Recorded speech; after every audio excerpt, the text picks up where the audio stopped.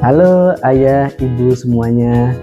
Ini adalah podcast pertama kita yang akan membahas terkait dengan parenting.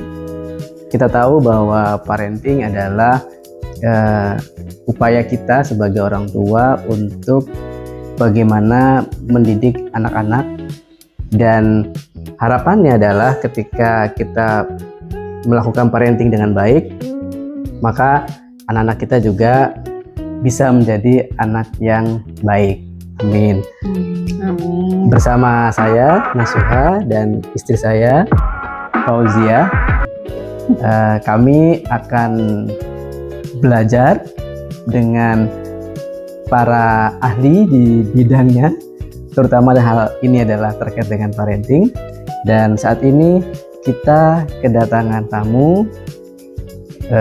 Beliau ini adalah dosen di salah satu kampus negeri di Yogyakarta, dan menariknya adalah penelitian S3 beliau ini terkait dengan parenting.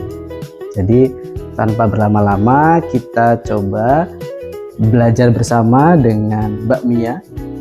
Kemudian kita tanya-tanya bagaimana mungkin tips, triknya atau caranya parenting yang baik. Nah, kali ini kita akan membahas bagaimana komunikasi yang baik dan bagaimana kita melakukan manajemen emosi terhadap anak. Oke, kita mungkin mulai saja. Yang pertama mungkin apa dulu?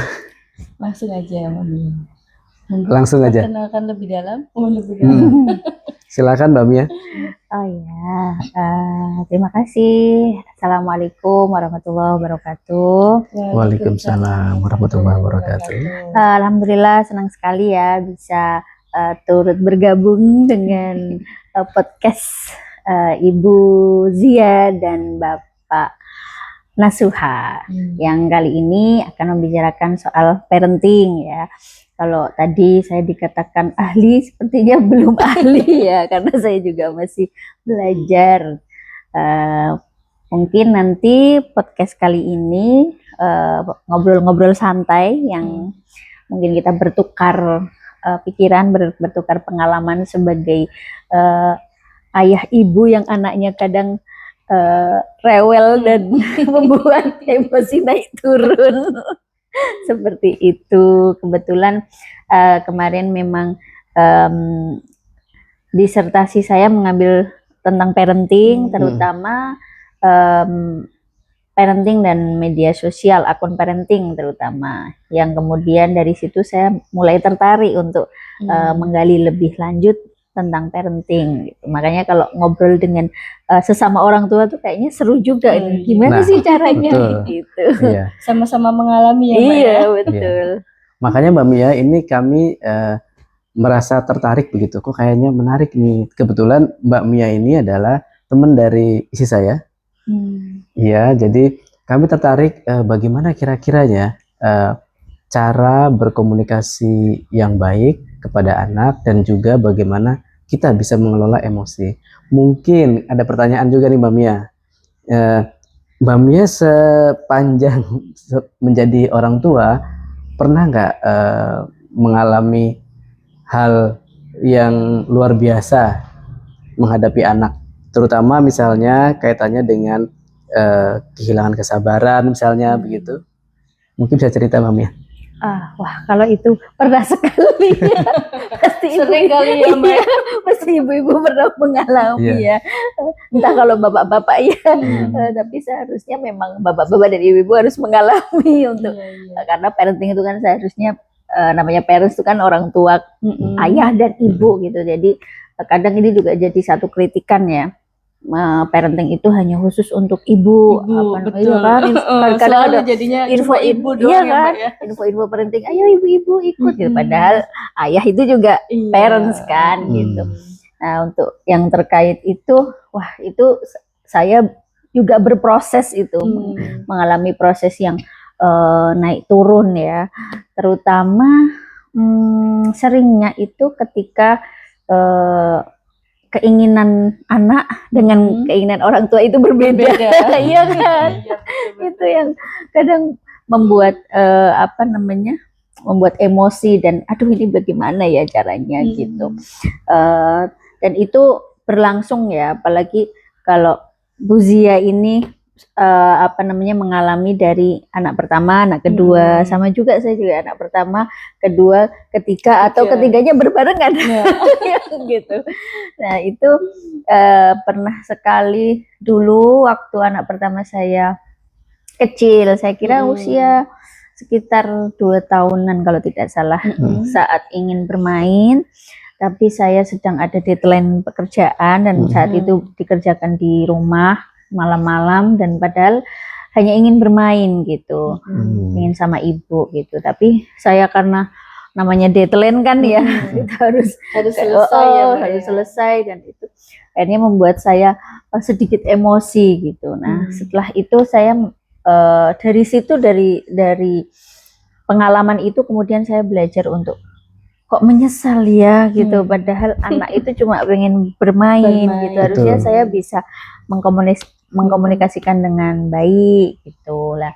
Untungnya suami saya waktu itu bisa meredam, jadi bisa istilahnya saat saya mungkin sedang terdesak oleh deadline dan kemudian anak saya ingin bermain, kemudian suami saya udah sini dulu sama abah gitu. Akhirnya dari situ kemudian kondisinya sudah baik-baik saja, tapi perasaan menyesal itu ada, pasti tertinggal. Iya, itu peristiwa pertama dan terakhir yang mungkin membuat saya banyak belajar bahwa ternyata untuk menjadi orang tua itu yang pertama itu adalah mengelola emosi. Itu sih kejadiannya yang pertama kali. Dan itu saling sama suami ya Mbak ya, kita harus saling bekerja sama. Iya. Kalau sendirian juga kayaknya susah juga ya. Iya gitu. Jadi kerjasama ya. Apalagi kadang kalau misalnya ibunya sedang repot nih, entah sedang repot masak atau sedang ada pekerjaan, tapi misalnya ada laki-laki atau ayah yang merasa bahwa pengasuhan itu kan untuk ibu atau perempuan yang akhirnya tidak mau ikut serta merta gitu. Akhirnya itu yang membuat menurut saya mental orang tuanya atau ibunya dalam hal ini juga agak berantakan. Kemudian anaknya juga ikut gitu. Nah makanya co-parenting itu sepertinya memang penting banget ya untuk mengelola emosi. Kalau Bu Sia gimana? Sudah pernah nggak emosi gitu? Pasti itu mah ya Mbak ya. Iya. Kalau saya kan emang ini ya, di rumah ibu rumah tangga, tidak bekerja, jadi ya sehari-harinya ya sama anak-anak aja gitu. Tidak kalau sekali-kali keluar gitu kan, anak-anak pasti sih Mbak ya kalau bikin emosi itu pasti ada lah ya. Tapi emang karena mungkin kalau saya tidak banyak kesibukan yang seperti Mbak Mia, mungkin harus ada deadline kayak gitu. Ya alhamdulillah bisa terhadapi. Kadang suami juga ikut-ikut. Ayo gimana caranya? Kita evaluasi sih seringnya Mbak. Ini ngobrol bareng ya. Satu minggu itu pasti kita ada evaluasi untuk anak-anak. Bagaimana perkembangan mereka, kan kadang susut gitu, cepet banget gitu kan. Kita masih di sini, anak-anak wah ternyata udah di sini gitu. Oke, menarik ya. Nah, Mbak Mia, betul tadi karena memang kita sama-sama orang tua ya, dan kebetulan juga kita punya anak yang usianya itu masih ada yang masih usia toddler gitu ya, ada yang balita atau mungkin masih SD, masih awal-awal. Jadi emosinya tuh masih sangat bermain di sana ya. Nah, jadi tadi saya tertarik dengan bagaimana mengelola emosi. Nah, artinya untuk mengelola emosi ini adalah suatu hal yang penting ya buat kita orang tua ya Mbak ya. Nah, kami juga ingin tahu sebenarnya Mbak sebagai orang tua itu mengelola emosi ini sebenarnya apa sih atau seperti apa sih antara orang tua dan anak?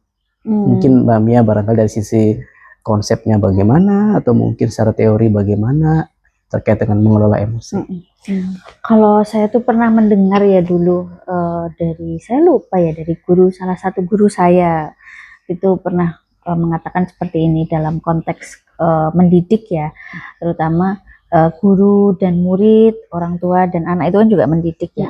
Itu jangan sampai ketika mendidik itu kita mendidiknya karena menomorsatukan nafsu untuk sesuai dengan apa yang ada di pikiran kita, atau harus sesuai dengan ekspektasi kita gitu. Jadi kalau misalnya murid itu katanya ya ketika mengajar ya udah diajarkan saja. Orang tua juga gitu, ketika mendidik, ketika mengarahkan, diarahkan. Tidak usah bernafsu untuk ketika diarahkan atau ketika dididik itu harus pintar dan harus sesuai langsung gitu. Nah, itu yang kemudian saya interpretasikan bahwa sama juga dengan ketika emosi atau marah. Nah, emosi atau marah itu kan kadang karena sebenarnya niatnya kan baik ya, orang tua itu kan pengennya, saya itu kan menyuruh anak untuk tidur cepat agar besok bangun lebih pagi misalnya seperti itu ya.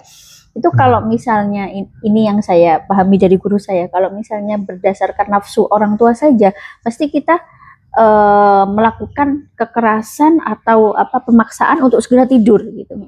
Nah, itu tujuan kalau misalnya menomorsatukan nafsu itu. Tapi ketika marah atau mendidik itu yang pertama harus diangkat adalah kasih sayang. Itu pesan dari guru saya seperti itu. Jadi dalam mendidik, dalam mengarahkan, itu yang pertama adalah kasih sayang.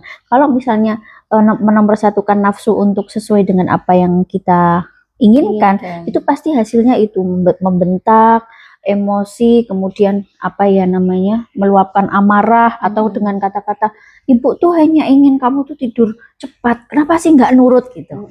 Nah, itu menomorsatukan nafsu gitu. Iya gitu. Tapi harusnya dengan kasih sayang nomor satu. Artinya ketika misalnya si namanya anak sebenarnya wajar ya nggak mau tidur cepat gitu, kita harus berkomunikasi lebih halus dulu, atau dengan pendekatan kenapa nggak mau tidur gitu. Nah, itu yang saya tangkap sekali dari guru saya waktu itu tentang konsep mendidik gitu. Jadi tidak menomorsatukan nafsu kita untuk mengarahkan orang atau anak sesuai ekspektasi kita, tapi ya itu dengan kasih sayang. Memang tidak mudah ya, tapi butuh berproses gitu. Iya. Gitu. Betul, Mbak Mia. Artinya ketika kita bicara mengelola emosi, maka kita harus mengerti dulu apakah ini masuk dalam kategorinya itu kita nafsu begitu ya, keinginan orang tua terhadap sesuatu begitu, atau ini kita arahkan menjadi kasih sayang gitu, sehingga emosi kita orang tua itu dapat terkelola dengan baik. Harapannya berarti seimbang begitu ya, atau kita lebih condong kepada kasih sayangnya, sehingga emosi kita akan lebih tertata begitu ya Mbak Mia ya? Iya begitu. Oh gitu, oke. Nah, berikutnya Mbak Mia, mungkin ada lagi pertanyaan begini. Kemudian apa yang bisa kita lakukan nih sebagai orang tua? Kira-kira kemampuan apa yang perlu kita asah gitu supaya kita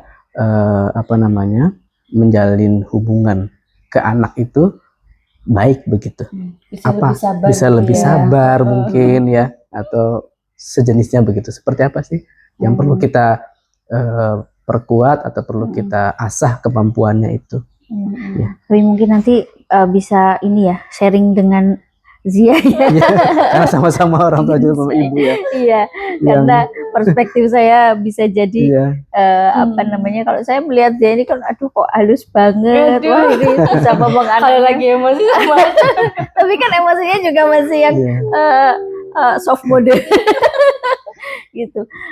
Kalau saya ini ya saya baca di beberapa jurnal waktu penelitian tentang parenting itu kebetulan saya tertarik juga dengan jurnal-jurnal terutama tentang bagaimana membangun relasi orang tua dan anak. Itu ternyata salah satu dari yang saya dapatkan adalah nomor satu itu justru orang tua itu harus selesai dengan dirinya sendiri. Oh, gitu. itu ya. Jadi entah ayah atau ibu ya, terutama kita ibu-ibu ya. Iya, betul. Itu selesai dengan dirinya sendiri gitu. Artinya selesai dengan dirinya sendiri itu maknanya sangat luas. Salah satunya adalah kita harus berada dalam kondisi emosi yang stabil, kemudian suasana yang menyenangkan, kita nyaman, kemudian istilahnya kita enjoy dengan hidup kita gitu. Nah, itu salah satunya didapat dari ini nyambung juga dengan relasi dengan suami gitu.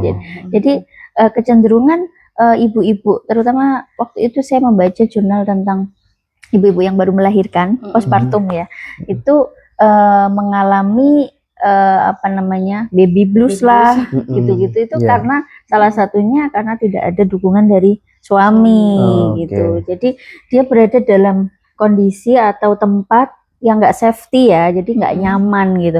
Artinya ketika nggak nyaman kan dia bisa jadi akan meluapkan emosi dengan anaknya gitu. Makanya kadang ada istilah ibu-ibu yang baru melahirkan itu ada yang ingin mohon maaf membunuh anaknya, melukai dirinya sendiri kadang. Nah, itu menurut saya memang faktornya itu ya yang pertama. Jadi harus selesai dengan dirinya sendiri, itu dia berada dalam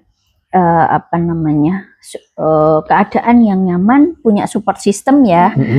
Kemudian yang kedua itu nah ini yang banyak dibahas juga di jurnal-jurnal itu adalah dia tidak meneruskan atau terpengaruh dengan pola parenting lama atau sebelumnya yang mengakibatkan dia mungkin trauma atau merasa tidak tidak aman gitu. Jadi misalnya orang tua saya dulu tuh seperti ini, mendidik saya seperti ini, mendidik saya untuk keras dan lain-lain. Kemudian ya saya harus mengerasi anak saya misalnya. Nah, itu yang tidak boleh diteruskan gitu ya. Jadi pengalaman-pengalaman dulu yang ibaratnya mungkin kayak ada orang tua yang mungkin saya kan pesakitan gitu ya. Saya pesakitan dulu, saya seperti ini dengan orang tua saya atau dengan lingkungan ketika dia kecil. Mungkin ada pembulian atau lingkungan yang tidak safety, kemudian dia merasa bahwa ya kalau saya merasakan ini, anak saya juga harus merasakan itu, merasakan itu. Orang saya dulu juga susah, saya seperti ini kan ya, anak saya harus. Nah, itu yang nomor 2 yang saya kira harus diputus ya. Jadi rantai pengasuhan atau rantai pengalaman tentang pengasuhan atau lingkungan yang traumatis itu seharusnya tidak diteruskan gitu. Jadi yang pertama tadi itu selesai dengan diri sendiri. Yang kedua itu tadi pengasuhan gitu.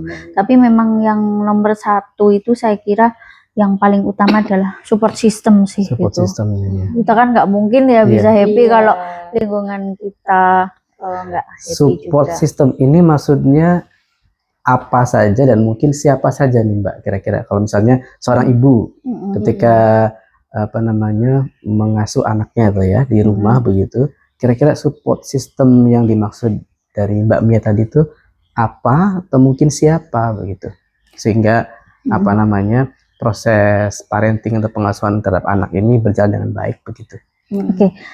Yang pertama terutama pasangan ya, pasangan atau suami ya, ketika posisi beliau sebagai ibu, kalau posisi beliau sebagai ayah berarti istri gitu. Jadi kadang juga ada yang ayahnya itu sabar banget gitu, tapi ibunya apa namanya pengelolaan emosi kurang, padahal ayahnya sudah supportnya sudah iya bagus, gitu. ya. Sebenarnya dua-duanya tidak saling menyalahkan itu, terutama pasangan. Kemudian lingkungan ya, saya kira ya, kadang memang di beberapa masalah ya yang ini banyak itu, salah satunya itu apa namanya lingkungan terdekat selain pasangan itu kan kadang ada yang tinggal dengan mertua, kadang ya orang tua atau ipar atau apa namanya saudara yang lain. Paling banyak sih sebenarnya masalah tuh biasanya momok tuh mertua. momok tuh karena momok apa nih? momok yang ditakutkan oleh para ibu-ibu gitu. Iya, kadang kalau misalnya tinggal sama mertua gitu kadang. Nah, itu kan tapi kan juga tidak semua mertua seperti itu ya. Iya. Nah, terus yang saya lihat itu dari pasangan ya, saya ini nyambung juga dengan yang tadi ya, pengasuhan apa namanya sebelumnya. Saya lihat dari support system saya kan tentu saja suami saya gitu. Saya melihat kadang saya itu emosi gitu menghadapi anak, tapi suami saya kok tidak gitu. Kok suami saya bisa lebih kalem ya, meskipun ya kadang-kadang sekarang ini ya agak-agak tertular juga kadang suami saya juga saling menularkan. Jawabnya seperti loh sekarang saya yang tertular sama sampean gitu. Nah, itu saya melihat kenapa saya lihat kenapa suami saya bisa seperti itu ya. Itu karena menurut saya suami saya itu udah selesai dengan dirinya sendiri itu. Kemudian saya flashback, saya apa namanya telusuri, ternyata pola pengasuhan orang tua suami saya terhadap suami saya juga menurut saya sangat apa namanya ya, lembut, halus, dengan pendekatan komunikasi. Itu yang paling penting memang komunikasi. Iya, kadang antara pasangan tadi, antara suami istri begitu ya. Suami istri. Makanya kan tadi kalau Zia ada monef ya, monitoring evaluasi itu saya kira penting banget loh ya kan gitu. Kadang kita tuh Mbak kalau nggak ngobrol misalnya 1 minggu nih ngobrol udah 2 minggu aja, kok kayaknya langsung banget tuh apa sih banyak banget gitu banyak yang ingin disampaikan. Atau mungkin menyimpang dari yang seharusnya kita inginkan misalnya begitu. Jadi kok jadi anak kesini ya gitu. Nah, sehingga kami itu cukup intens, cukup reguler gitu Mbak. Kalau untuk apa monef tadi dijadwalkan ya. Gimana itu? Ya itu gimana tuh Mbak? Kan kami bener nggak sih? Karena kami kan merasa gini, apa sebagai orang tua ngerasa kita nggak punya sekolah ya, nggak pernah belajar bagaimana, nggak ada sekolahnya gitu. Tiba-tiba kita udah punya anak, tapi kita tidak pernah tahu seperti apa sih mendidik anak hari ke hari, mungkin bulan ke bulan, tahun ke tahun gitu. Yang kadang tuh perubahannya cepat sekali Mbak. Iya. Nah itu juga kadang membuat kami apa namanya sering kali karena seminggu bisa sekali ya punya. Iya, kita mengobrol gitu, monef gitu. Gimana ya kok si Ade begini, kata si kakak begini gitu. Apa yang perlu kita perbaiki gitu. Gitu. Kadang juga memang begitu Mbak. Ada lagi nih Mbak. Misalnya gini Mbak, tadi kan sudah selesai dengan dirinya. Kemudian kita juga dapat support system yang baik di baik pasangan ataupun mungkin orang tua atau mertua misalnya. Nah, tapi dalam sehari-hari nih, kita itu sering kali kadang sampai marah gitu ke anak. Iya. Sampai emosinya tuh gak terkelola dengan baik gitu. Nah, ketika sudah selesai marah, apa yang harus kita lakukan setelahnya gitu? Bagusnya bagaimana begitu? Yang pasti kita merasa bersalah gitu ya. Iya kan? Iya. Nah, yang berikutnya nih kita harus ngapain, harus bagaimana gitu. Mungkin dari Mbak Mia ada yang bisa dibagi gitu ke kami. Kalau tadi saya malah emes ya dengan kalian yang monef itu tadi ya. Keren loh itu. Salah gitu loh Mbak. Itu keren banget loh. Makanya apa namanya penting ya seperti itu. Kalau saya kebetulan juga monef juga dengan suami, tapi monefnya itu bukan yang apa namanya biasanya tuh karena apa namanya, ada satu kondisi, saya kan senang bercerita ya. Saya orangnya senang bercerita atau senang curhat istilahnya.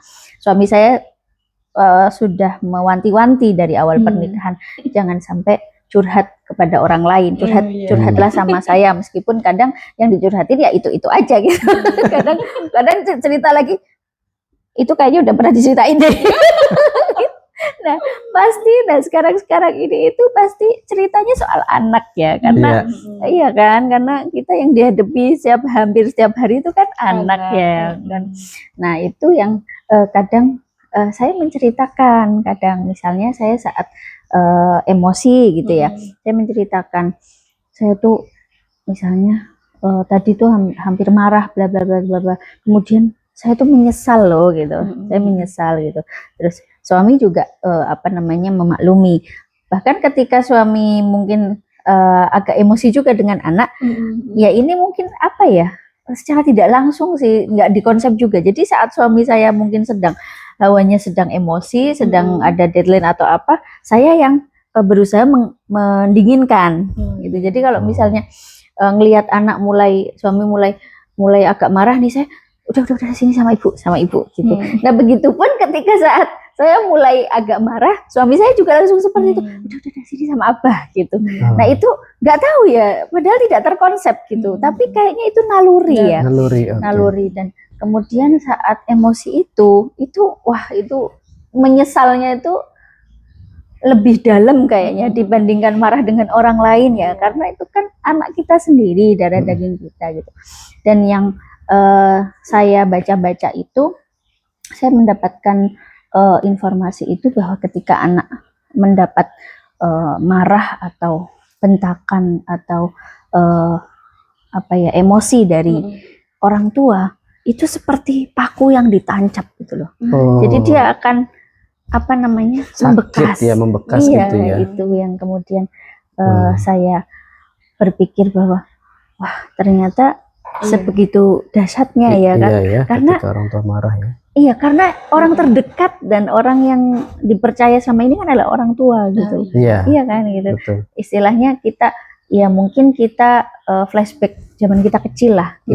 Kita itu kan merasa nyaman itu kan dengan orang tua ya. Misalnya dinakali temennya atau apa namanya mendapatkan nilai buruk kan, pengennya ceritanya ke orang tua. Jadi yang ini saya apa namanya pelajari juga dari beberapa kiai-kiai ya, yang istilahnya mendidik anaknya dengan ini tuh, istilahnya jangan sampai anak itu kemudian takut dengan orang tua. Jadi jadikan orang tua itu sebagai teman mengobrol, teman apa namanya berdiskusi, yang saya kira tidak melulu diawali dengan bentakan, marah dan lain-lain gitu. Artinya ketika sudah terlanjur marah ya kita atau emosi ya, yang pertama dilakukan meminta maaf.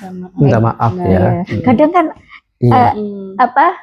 kita gengsi kan, orang tua gengsi kan, untuk meminta maaf ke anak begitu. Kadang gengsi, tapi sebenarnya anak kalau kita udah minta maaf juga dia akan memaklumi gitu. Kan, iya kan. Kayaknya anak-anak tuh nggak mungkin ya kayak merasa orang tua kok anu sih gitu. Kayaknya enggak ya. Ketika kita udah minta maaf, ya udah mereka tuh sebenarnya aman-aman aja gitu loh. Betul ya. Sama yang kedua ini sih, pelukan. Nah itu saya lagi mulai mendalami itu, makanya saya nyari jurnal-jurnal tentang pelukan itu gitu, atau sentuhan fisik gitu. Nah itu jadi ada satu penelitian tentang waktu itu kalau nggak salah nenek bayi atau nenek-nenek ya, saya lupa. Jadi tidak bereaksi karena sakit gitu, tapi kemudian disentuh oleh keluarganya, entah itu, kemudian ada reaksi. Ternyata ada sensasi dari sentuhan orang yang terdekat gitu. Makanya memang jangan gengsi-gengsi untuk meminta maaf ya dengan anak, dan jangan gengsi untuk memeluk. Memeluk meskipun itu anak laki-laki. Kadang kan seorang bapak atau ayah itu kan gengsi ya meluk anak laki-lakinya. Kalau ibu kan biasa. Gitu. Nah itu justru di apa namanya riset kalau laki-laki itu dapat pelukan atau dapat kasih sayang dari bapaknya, dia justru secara mental dan ada satu penelitian juga yang saya baca, ternyata mempengaruhi leadershipnya ketika dia dewasa. Gitu. Jadi itu tadi ya, minta maaf, kemudian pelukan, itu sebisa mungkin ya sesering mungkin lah, mumpung masih kecil ya. Nanti kan kalau udah SMP pasti malu. Anak-anaknya juga Iya gitu. ini aja nanti saya masih kelas 3 aja kadang udah mulai malu kalau Iyalah. Itu sama yang nomor 3 itu, yang tadi pertama minta maaf, yang kedua pelukan, nomor 3 ini saya dapat resep dari mertua saya. Termasuk orang tua saya sendiri juga pernah dulu memberikan semacam ijazah ya. Jadi ketika habis sholat itu untuk membaca Al-Fatihah dan kemudian diwasilahkan pada Nabi Muhammad, kemudian ditujukan pada anak kita satu-satu, kemudian ditiup ke ubun-ubunnya. Itu yang ibu saya mertua kemarin pesan kepada saya gitu.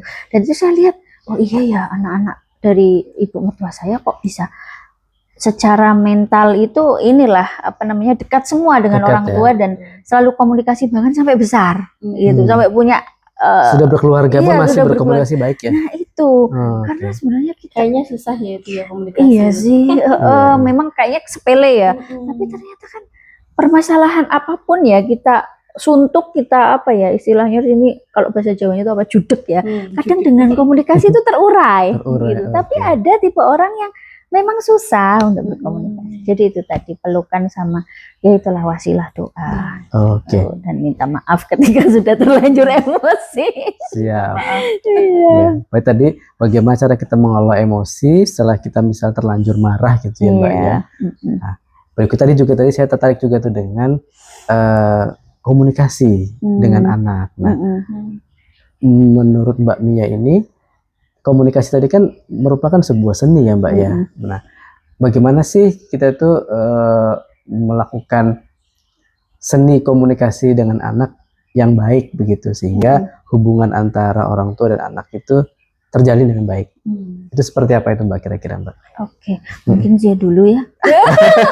Gimana Bun? Mungkin Bunda juga sama. Zia dulu nih. Ya, karena yang sering berhubungan langsung dengan anak tuh biasanya ibu-ibu ya. Iya gitu. Sebenarnya sih kalau saya ya Mbak dari bangun tidur itu udah pasti saya cium dulu anak-anak itu, ayah bangun. Tetap aja kalau bangunnya lama kan tetap aja ya. Ujung-ujungnya masih lagi gitu ya. Mungkin dari situ udah pelukan, kalau mandi udah pelukan saya siapin. Habis itu berangkat salim, saya cium lagi, nanti pulang begitu lagi. Nah, ketika pulang sekolah itu biasanya saya selalu nanya ke anak-anak. Pertanyaan saya itu selalu bagaimana teman-teman di sekolah gitu. Saya tidak mendahulukan untuk bertanya tentang pelajaran, enggak, pasti nanya tentang sekolah gitu. Pasti mereka itu akhirnya bercerita. Karena itu sudah rutin, mungkin hampir setiap pulang sekolah ditanyain, jadi mereka akhirnya kadang kita belum nanya juga udah sudah cerita sendiri gitu, kejadian-kejadian yang di kelas di sekolah itu bagaimana gitu. Udah nyampe rumah istirahat, nanti kita ngobrol-ngobrol lagi.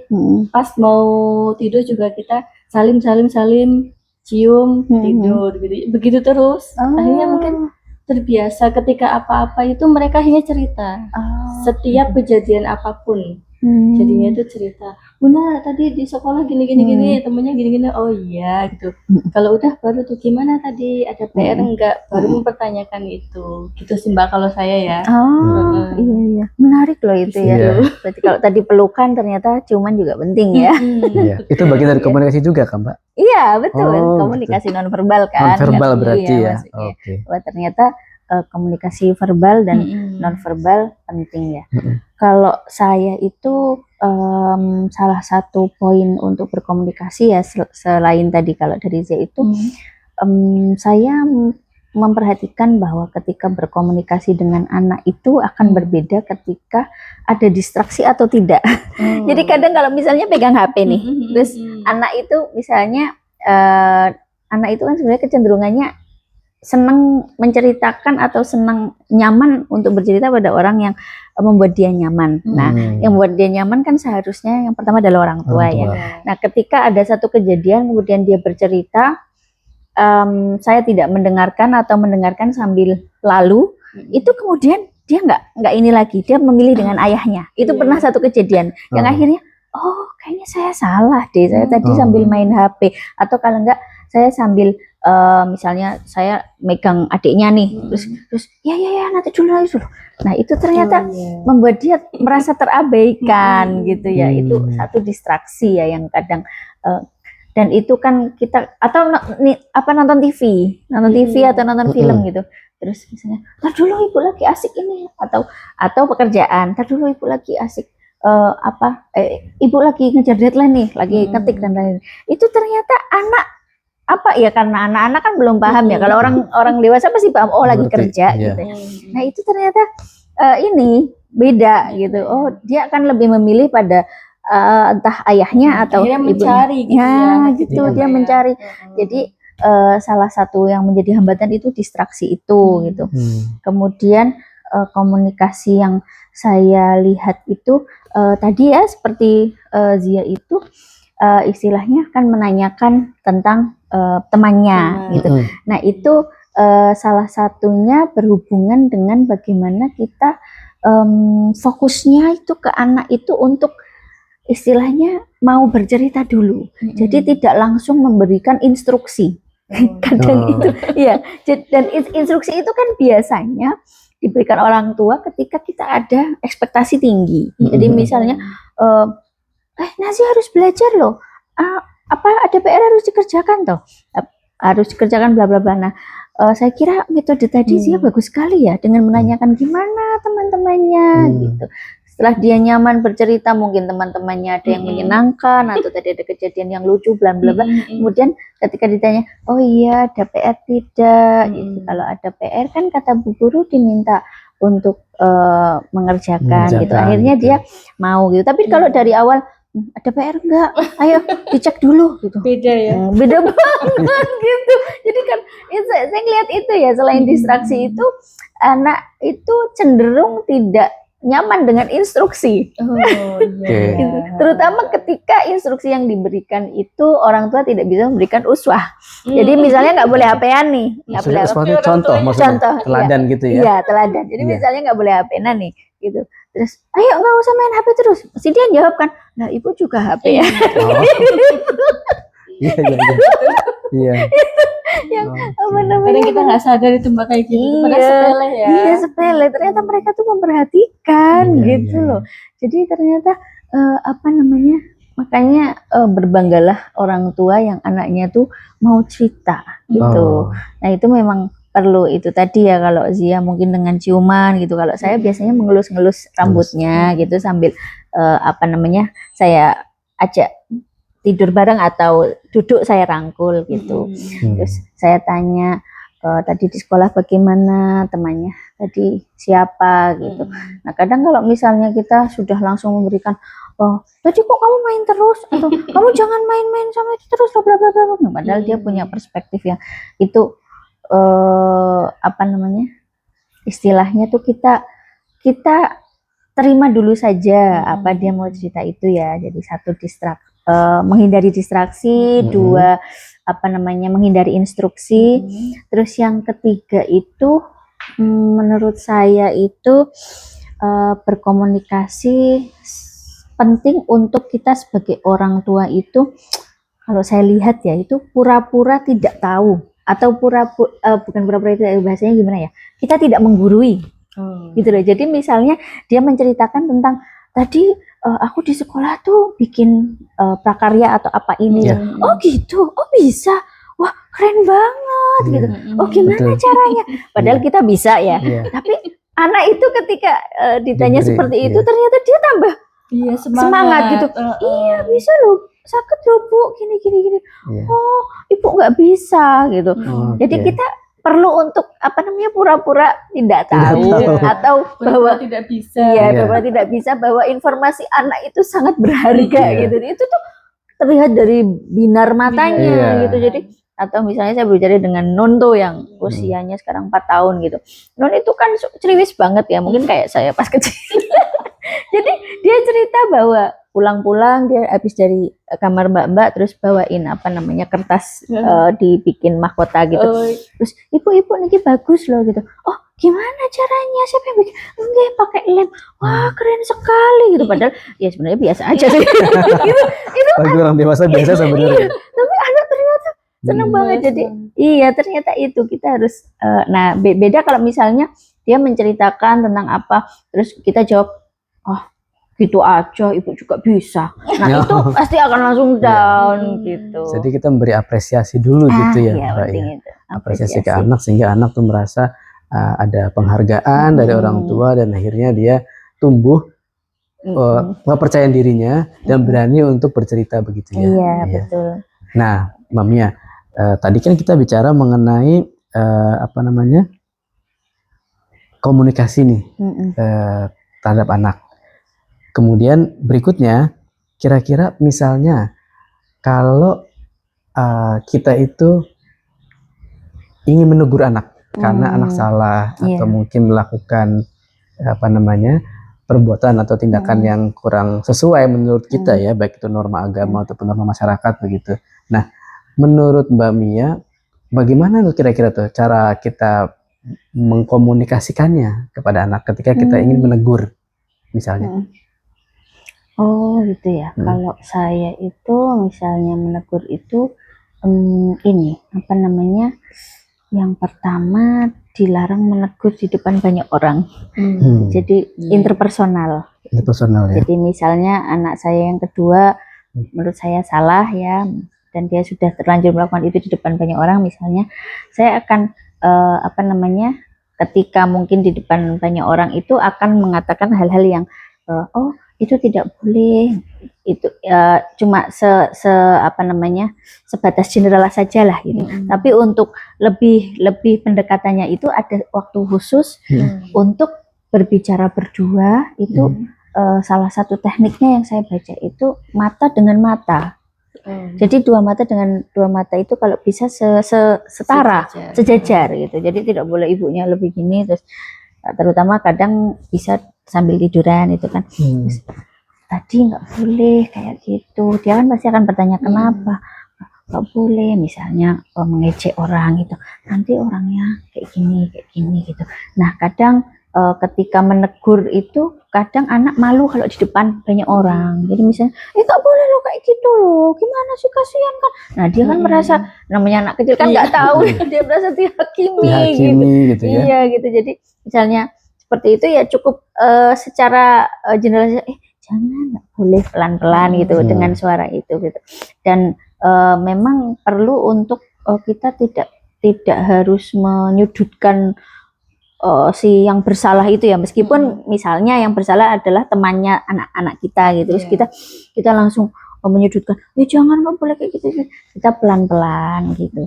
Nah terutama ketika anak kita salah juga tidak kok kita anak saya salah ya saya harus sesuai dengan porsinya harus adil apa namanya menegur misalnya oke menegur tapi dengan yaitu tadi dengan bahasa halus kemudian dengan itu tadi duduk sejajar. Itu kalau anak laki-laki terutama itu kadang distraksinya lebih apa namanya besar dibandingkan anak perempuan katanya sih ini saya juga agak-agak mempraktekkan. Jadi kalau ke Nun itu saya berbicara apa Nun bisa fokus gitu. Tapi kalau ke anak saya yang laki-laki itu kadang nanti nggak boleh gini-gini lah kan gitu gitu. Jadi agak berbeda ya karakternya. Iya itu. Jadi gitu, itu jadi dengan bahasa yang ini kemudian ada istilahnya intimate interpersonal gitu. Jadi hanya berdua kalau bisa atau ketika dalam ranah anak-anak kita tok gitu ya. Kayak anak saya 3 ya bertiga gitu tadi yang dilakukan nggak boleh karena ini yang penting menghindari itu tadi menegur di depan banyak orang gitu itu akan membuat dia down dan malu gitu. Mungkin Bunda ada juga barangkali pengalaman atau cerita yang sama dengan Mbak Mia. Ya hampir sama ya Mbak anak-anak emang ya itu tadi sih ketika kita negur kalau bisa tidak di depan orang banyak itu emang begitu ya. Pernah kadang kalau di desa-desa itu ya Mbak ya kalau negur itu kan udah banyak orang di situ Iya. langsung kayak gitu. Kadang kita Oh gitu sih. Kaget ya gitu. Kaget juga ya. Emang nggak biasa ya, Bu? Iya. Negur di depan orang banyak orang kayak gitu, anaknya gimana itu? Gitu. Apakah emang dia masuk tegurannya itu apa cuma ya gitu karena orang tuanya udah biasa begitu akhirnya dihiraukan kan sama anak-anak itu, dan dia juga mungkin merasa ya apaan sih gitu kok ibu negur aku di depan banyak orang gitu kan. Iya. Kalau di itu biasanya begitu ya.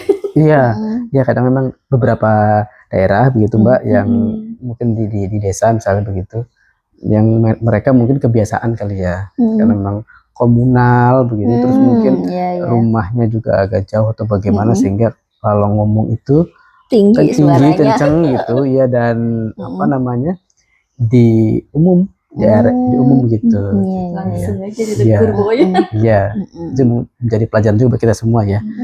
Nah terus Mbak, ada lagi nih hal yang mungkin kita sering alami sebagai orang tua, terutama ibu-ibu lah ya yang sering bareng sama anak. Misalnya anak-anak itu lagi di tempat umum nih, lagi bermain, kemudian dia tantrum, gitu. Nah itu gimana tuh caranya tuh?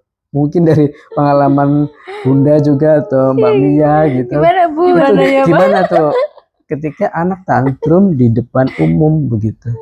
Apa yang bisa dilakukan oleh orang tua? Komunikasi seperti apa gitu yang mungkin efektif? Kalau Zia dulu deh, Zia lebih ahli. Ahli nggak juga. Kalau pengalaman saya, mungkin anak-anak itu ada masanya ya untuk mereka itu kapan tantrum dan selesai tantrum mungkin ya. Kalau sekarang melihat anak-anak yang mungkin sudah mulai beranjak besar kali ya. Kalau Nafis kan udah 8 tahun, Salwa udah 6 tahun. Sekarang sih alhamdulillah kayaknya ya kalau di luar itu sudah tidak tantrum seperti itu kan. Waktu kecil itu ini anak kenapa ya gitu, anak tuh kalau kadang kan kita ajak keluar mungkin karena satu biasanya capek, kalau enggak dia lapar gitu, kalau enggak ingin apa tapi tidak langsung dituruti sama orang tuanya gitu kan. Kita ayo gitu udah ya, awalnya kita ajak ngobrol. Kalau ajak ngobrol juga mereka nggak mungkin bisa langsung juga kan karena emang lagi tantrum gitu. Kita ini aja, kalau saya lebih ke peluk aja sih, peluk dulu, diemin dulu anaknya, nggak mungkin kita ngomel-ngomel di situ juga kan karena di depan umum. Paling kalau saya peluk dulu sampai dia itu diem, baru kita tenang, kita ajak ngobrol. Kalau saya lebih begitu ya Mami. Atau kalau Mami gimana nih? Kalau saya itu pernah juga tak peluk, masih tantrum. Terus gimana sih solusinya tuh? Kalau udah begitu gimana tuh? Yang cewek itu baru aja kejadian tadi malam malam gara-gara pengen es krim itu, terus tidak dituruti, wah sepanjang naik motor itu itu terus akhirnya saya peluk kemarin paginya juga seperti itu, mau sekolah mungkin bad mood ya. Masih ke bawah ya, masih ke bawah, terus marah dengan yang ngomong kan, akhirnya udah ayo sama ibu diem. Jadi kalau treatmentnya anak saya yang cewek itu ketika tantrum itu harus ada orang lain yang menenangkan. Jadi kalau misalnya posisi karena nggak boleh beli es krim sama ibunya, dia harus ada orang lain. Nah itu terus kemudian sembuh ketika sudah pulang, kemudian dipeluk sama Mbak Sandri waktu itu, kemudian dijak ngobrol, udah diem. Jadi tergantung tersangkanya siapa nih ya. Tersangka yang nggak kebolehin es krim siapa nih. Mau ada ibu. Iya gitu. Akhirnya terus setelah itu nggak sampai 5 menit lah balik dengan happy gitu. Baru habis itu saya ajak ngobrol tadi, kenapa toh kok lagi kayak gitu, kan pengen es krim. Oh gitu. Oke. Ya. Nah mungkin ini yang terakhir Mami ya, sebelum kita closing karena memang waktunya sudah cukup lama ya kita ngobrol-ngobrol bagaimana kita mengelola emosi dan bagaimana kita berkomunikasi dengan anak. Yang terakhir Mami, mungkin pertanyaan dari kami sebenarnya ini coba kita buat pertanyaan tadi, kira-kira apa ya yang bisa kita tanyakan ke Mami, kita gali informasinya. Jadi selain tantrum tadi, bagaimana nih ketika anak kita itu menutup diri enggan untuk bercerita ke orang tua gitu. Nah, kira-kira apa yang bisa kita lakukan? Kita harus berkomunikasi seperti apa supaya anak itu mau untuk membuka diri dan mau bercerita. Gitu. Oke. Mungkin kalau saya itu ya kayak tadi ya, kalau ini tadi monitoring evaluasinya dengan suami istri. Nah, itu monitoring evaluasi setelah dengan suami istri, dengan ayah dan ibunya, kemudian mencari tahu apa yang disukai. Tahu apa yang disukai. Jadi misalnya anak saya itu yang pertama itu sebenarnya suka dengan jalan-jalan, itu kemudian saya tanya, wah sore-sore enaknya kemana nih gitu. Nah kemudian jalan-jalan atau biasanya minta jajan apa. Kalau anak saya yang pertama itu kan minta jajan simple sih, dia nggak aneh-aneh gitu. Kadang minta jajan satu aja atau minta mainan juga yang mainan satu udah lama gitu baru. Nah itu kemudian dari situ dia happy kan, dia happy. Nah happy kemudian baru kemudian saya bangun komunikasi lagi gitu. Nah kemudian dari situ karena suasana happy cenderung nyaman kan, udah menceritakan segala macam. Akhirnya dia mau terbuka gitu. Karena kadang anak tertutup itu kan ada beberapa faktor ya, mungkin ada faktor temannya juga bisa jadi ya. Jadi pernah anak saya itu kejadian seperti itu. Jadi kemarin saya baru saja menemukan sepucuk surat dari anak saya itu. Anak saya itu menyerahkan surat itu, tiba-tiba menunjukkan surat itu gitu. Ini surat apa gitu. Saya tanya, ini disuruh Bu Guru untuk mengucapkan terima kasih gitu katanya. Saya pikir terima kasih untuk gurunya atau orang tuanya. Saya pikir. Ketika saya buka ternyata dia menceritakan pengalaman dia dinakali temannya. Dia ternyata ternyata dia kayak menulis kayak diary gitu. Itu Mas Naze? Iya, Nazi. Umur berapa Mbak itu kira-kira Mbak waktu sekarang itu? Waktu membuat itu di umur berapa? Oh sekarang? Ini ya. Oke. 9 tahun 2016 9 tahun ya? Iya, oke. 9 tahun. Jadi dia menulis pengalamannya dinakali temannya di sekolahnya sebelumnya. Kan gitu. sudah saya pindahkan. Mungkin ya itu tadi ya, ada firasat. Saya ada firasat sih sebenarnya waktu itu saya kurang cocok dengan gaya pendidikan di sebenarnya nggak di sekolah, ya di sekolahnya tapi mungkin di kelas itu ya. Yaitu saya kurang nyaman gitu. Terus saya agak firasat ternyata setelah berapa ini berarti setelah 2 tahun terbongkar itu melalui surat itu gitu. Jadi dia menulis, Nazi anak Jawa Tengah dinakali temannya saat kelas 1, kemudian dia naik kelas 2, beberapa hari kemudian pindah, dia menceritakan beberapa hari kemudian pindah ke sekolah yang lain dan di situ dia menemukan teman yang baik, terus bermain di rumahnya dan lucu memang, tapi saya bangga ternyata anak saya bisa 9 tahun tuh bisa curhat gitu. Jadi menceritakan bahwa temannya baik, namanya Rafasya Raska, kan kembar temannya. Kemudian main ke rumah, katanya rumahnya kok besar, saya jawab itu pondok gitu. Kemudian lucu itu, ya jawab itu pondok. Kemudian di situ teman saya baru melihat TV zaman sekarang, itu TV yang pakai YouTube itu. Smart TV itu ya. Terus mereka nggak bisa melihat, setelah 5 hari saya ajarin mereka sudah bisa melihat TV. Nah, kemudian saya tanya, loh emang pernah dinakalin gitu kan waktu di sekolah berarti sebelumnya. Itu kelas 1 ya Mbak ya? Iya, waktu kelas 1 pernah dinakalin. Terus dia jawab iya gitu. Dulu nggak pernah cerita gitu. Saya tanya dulu. Jadi emang pindah itu karena keinginan orang tuanya? Iya, dulu saya merasa atmosfernya sudah tidak oke lah kan. Saya tidak cocok dengan saat itu. Jadi setiap Nazi mau pulang sekolah itu gurunya waktu kelas 1 itu selalu bilang, Nazi disuruh ini loh belajarnya lebih rajin bla bla bla gitu kan. Terus saya, loh Bu udah saya ajarin tapi kan kemampuan anak itu kan beda-beda gitu. Jadi seolah-olah saya ditekan terus untuk mengajari. Lah terus suami saya yang jawabannya, lah Bu gunanya guru sama sekolah apa? Kok kita yang suruh ngajarin gitu? Karena memang kita ajarin, tapi namanya itu tadi anak itu kan beda-beda. Iya, beda-beda. Dan di sekolah itu setelah saya riset ya, setelah saya tanya berbagai wali murid itu memang rata-rata anak dilesin lagi gitu. Dilesin, jadi ya itu kan mungkin sekolah agak-agak favorit gitu ya waktu itu ya. Jadi pressure-nya mungkin agak tinggi. Dan setelah suami saya ngobrol dengan waktu itu dengan pihak sekolah, itu memang pressure di sekolah itu tinggi untuk prestasi gitu. Nah dari situ saya merasa, setelah saya ngobrol dengan suami saya, wah kita tidak cocok dengan pola seperti itu, karena bagi kami Nazi itu masih terlalu kecil untuk mengejar prestasi semacam itu gitu. Nah setelah itu saya tanya, dinakalin seperti apa gitu. Akhirnya Nazi bercerita bahwa Nazi nek napa nulis niku paling akhir, kalau nulis paling akhir.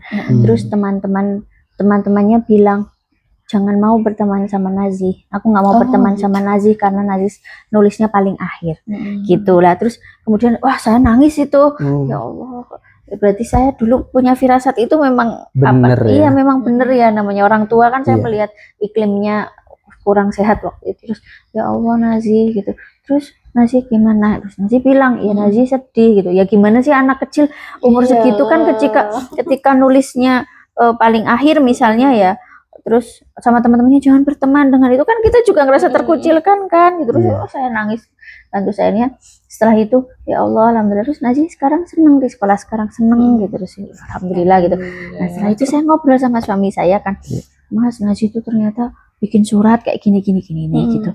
Terus kok bisa ya Mas ya, anak kecil seumur segitu kok sudah ada, ya itu istilahnya pembulian ya, kok bisa ya sudah mengalami itu ya. Terus suami saya bilang bahwa ya itu sih nggak cuma atmosfer muridnya aja, teman-temannya aja, tapi juga waktu itu ya mohon maaf saat itu wali kelasnya memang cenderungnya mempressure juga gitu.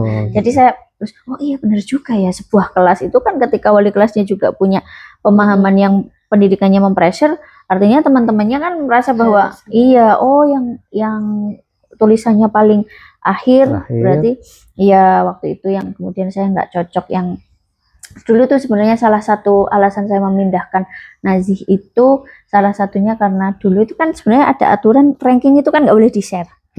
Nah itu di kelas itu kejadian di-share padahal nggak boleh. Akhirnya saya protes, saya membuat semacam surat apa sih ya, terbuka. Iya surat terbuka tapi saya kirim ke grup waktu kelas 2 ke grup wali murid gitu. Jadi sebelum saya pindah, saya ingin ini menjadi atensi gitu buat pihak sekolah. Saya bilang bahwa terus waktu itu ya guru kelas 1 meminta maaf, memang mohon maaf Bun, memang kesalahan kami, memang seharusnya tidak boleh meng-share ranking, tapi waktu itu dia bilangnya karena ada orang tua murid yang memaksa. Kemudian akhirnya diberikan di foto, di-share di grup wali murid. Kayak gitu kan perasaannya bagaimana untuk yang ranking ini terakhir kan orang tuanya juga sudah effort untuk belajar. Nah kemudian saya waktu itu sempat yaitu riset kecil-kecilan di sekolah yang lain, di sekolah swasta yang lain. Waktu itu sekolah swasta yang favorit yang bagus-bagus, saya nanya apa memang ranking itu boleh di-share di kelas 1 waktu itu. Terus ternyata mereka menjawab nggak boleh. Di salah satu sekolah malah bagus, ranking itu bisa diketahui ketika orang tua menanyakan langsung kepada wali murid, tapi hanya anaknya saja. Misalnya, anak saya pengen tahu anak saya itu ranking berapa. Oh boleh saya kasih tahu, tapi nggak boleh kamu menanyakan anak yang lain. Itu yang mungkin itu kecil ya, tapi itu dampaknya sebegitunya untuk saya dan Nazi waktu itulah. Kebetulan saya kan lagi garap disertasi ya, jadi saya mengalami, ya Allah saya nulis teori-teori parenting, tapi saya mengalami sendiri. Jadi lebih kena feel-nya juga sih. Ya itu sih pengalaman kecil yang ya namanya hidup ya. Tapi ya itu dari situ Nazi mungkin belajar banyak. Betul. Gitu. Menarik sekali Mbak Mia.